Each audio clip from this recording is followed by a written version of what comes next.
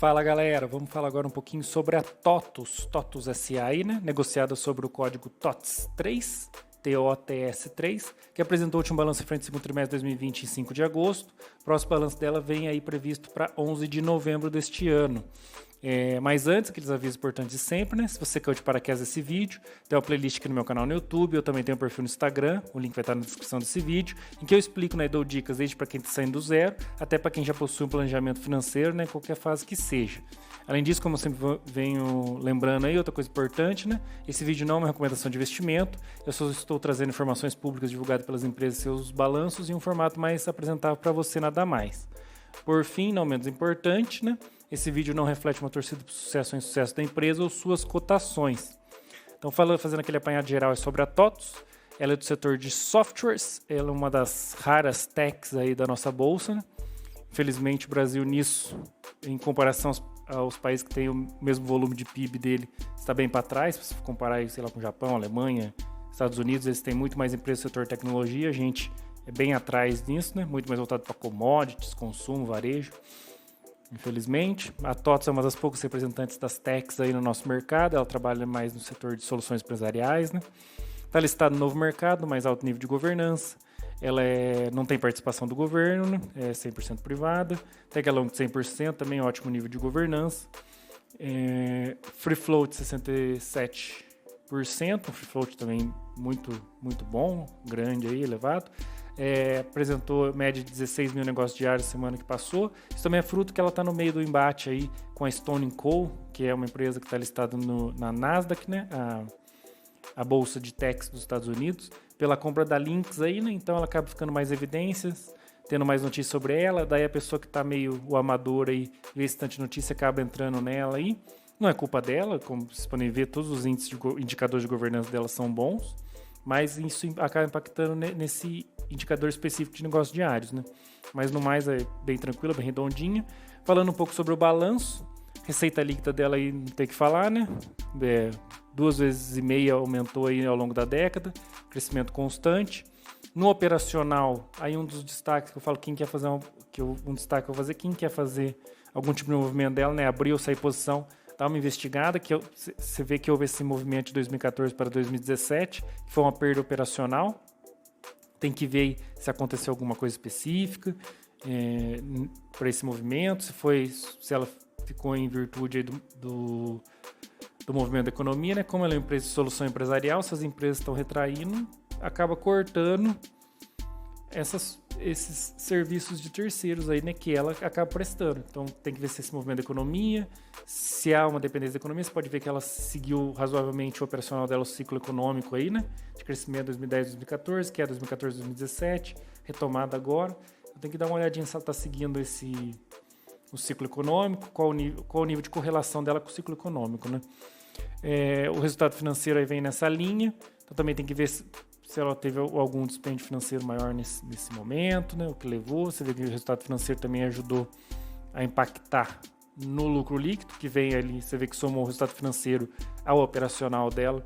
Houve essa queda de lucro líquido 2014 e 2018, sempre fazendo aquela ressalva, né? Que ela tem lucros consistentes, atualmente está nos níveis até quase passando o topo da década. Tem lucros consistentes, apresentou uma variação negativa, a gente sempre faz a ressalva que as empresas não crescem para sempre, né? Então também tem isso.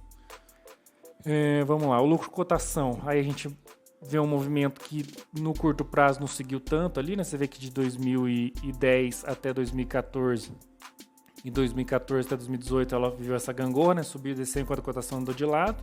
Então no curto prazo às vezes dá essa descolada do lucro cotação. Daí agora ela está começando a seguir.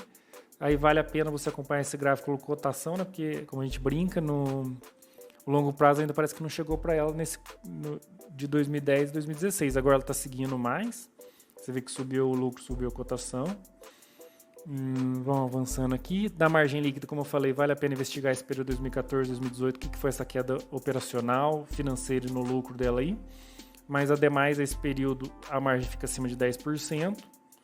Então, é relativamente tranquilo, como eu falei, vem apresentando lucro consistentemente, teve essa variação de curto prazo, mas é uma variação, é aquela história, diminuiu o lucro, né, não perdeu o lucro, então vale a pena. O patrimônio líquido dela teve um aumento substancial a partir de 2018, Também outra coisa que vale investigação, quem está querendo abrir uma participação aí na TOTUS aí, se foi o aumento fruto de algum tipo de mobilização ou se foi acúmulo dos lucros aí, né? Em função do acúmulo de lucros, isso aí pode entrar no patrimônio, né? Expansão das atividades com retenção de lucros, né? Daí aumentou o patrimônio. Mas também a se falar, o patrimônio dela já vinha crescendo de 2010 até 2018, numa proporção menor, e teve esse boom aí, né, de 2018 até os níveis atuais. O ROI também segue em linha com a análise da margem líquida, levando em consideração que, como teve esse aumento de patrimônio líquido, você vê que em 2019 o ROI não retomou os níveis anteriores. Ela está tendo uma rentabilidade de patrimônio um pouco menor. Isso aí está parecendo que ela deve ter feito algumas aquisições ou mobilizações. Então tem esse tempo, você vê que desde 2018 até os últimos 12 meses ela vem melhorando o ROI. Então, se ela seguir essa tendência, a perspectiva de melhor nesse ROI é até atingir os níveis anteriores das atividades dela, que é de 20%. Né? Ela tem margens e um retorno sobre o equity bem razoável, considerando a bolsa como um todo. Né?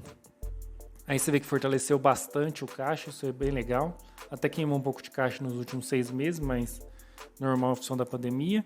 Comparando com a dívida bruta, para ter uma noção melhor, você vê que a dívida bruta e o caixa foram em sentidos contrários. Daí, analisando a dívida líquida, porém, você vê que está bem tranquilo.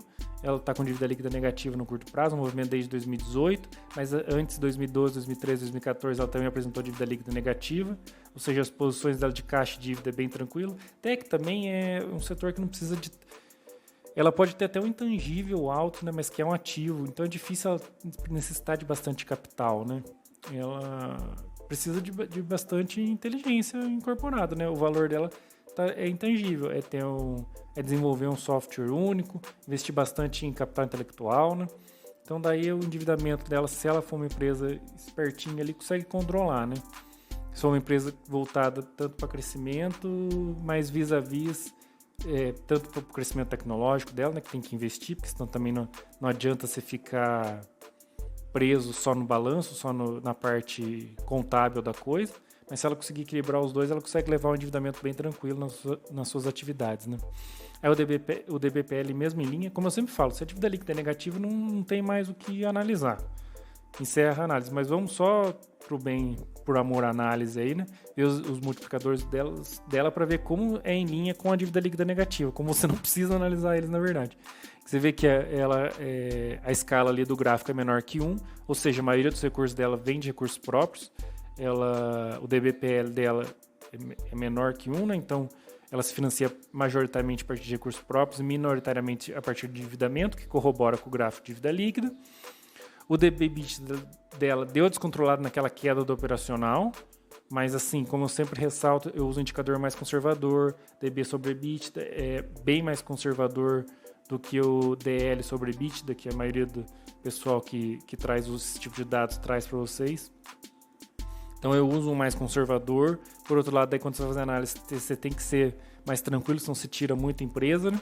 Se você estiver querendo analisar bastante preço, você vai ter que ser mais tranquilo. Por outro lado, se você quiser já cortar bastante no CERN, você já usa ele mais restrito, né? Mas mesmo nele, você vê que teve esse período de 2015, 2017 que deu uma desregulada, só que agora está em níveis bem confortáveis.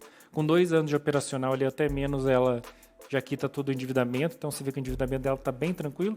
É como eu sempre falo, a empresa quando é um pouquinho mais redonda, o endividamento está controlado, está gerando lucro de caixa e caixa consistente, ela é bem mais tranquila, né? De analisar, acaba sendo um pouquinho mais rápido analisar ela, então daí não tem muito segredo. Bom, se era mais o que eu tinha falado da TOTUS aí, né? Trazer os dados mais básicos para vocês. Se você chegou até aqui e gostou, marque aqui aquele seu amigo familiar que você deseja que se torne investidor. Comenta deixando sua opinião ou dúvida, né? Qual a empresa que você gostaria de ver. Curta, compartilhe e ajude a difundir a educação financeira. Não se esquece de se inscrever no meu canal no YouTube aí, seguir o meu perfil no Instagram e acompanhar as próximas empresas aí.